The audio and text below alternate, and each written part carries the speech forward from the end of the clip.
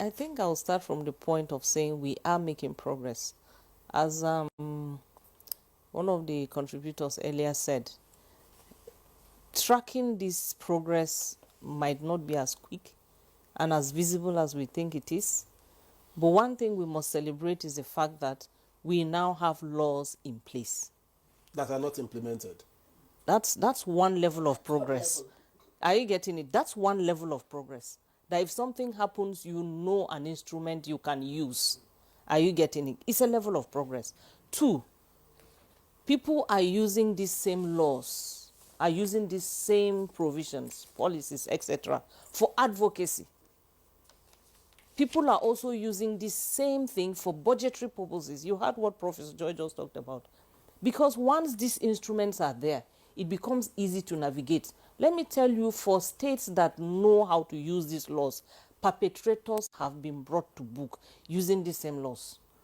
Part of it is also because the women themselves don't even know the existence of these laws. They don't know how to utilize these laws. They don't know how to access these laws.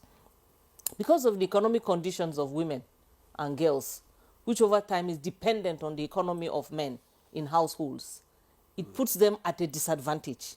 So when they face abuse, the first thing about, okay, how do I survive? You hear people saying, oh, I need to just manage just so I can get the children off school.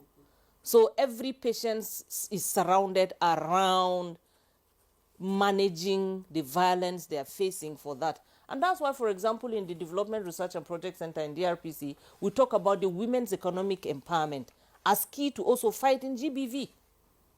And you can reach the women's economic empowerment policy of the country and see the provisions and the different things it mentions there. What to do to ensure that you empower women and girls. Because empowering them is also giving them voice to speak out. Is also giving them the ability to stand on their own. It reduces family pressure.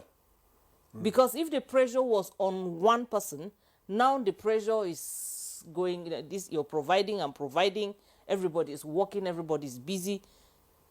If there's an abuse, I can even provide the fuel. Are you getting it? I can provide the photocopy paper in the police station.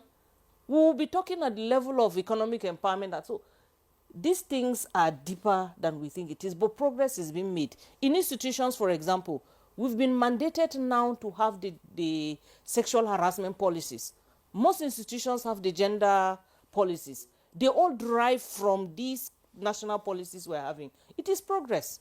Students are speaking.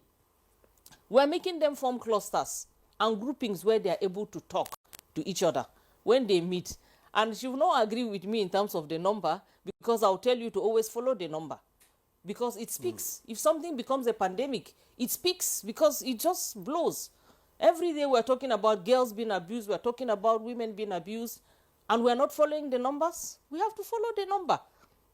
And then we just don't follow it. We follow it to do something with the numbers. When girls meet and when boys meet, what do they talk about? When do they talk about respect for one another?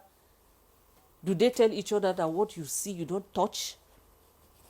That even when you see somebody dressed half naked, that it's not a license for you to touch? Mind you, this same set of people within this same community who are living here giving excuses for violence in terms of, oh, they are dressed naked, they are not dressed well, carry them and go and keep them in another environment within 24 hours. They could travel from Nigeria, for example, to go to another country. This same explanation wouldn't exist.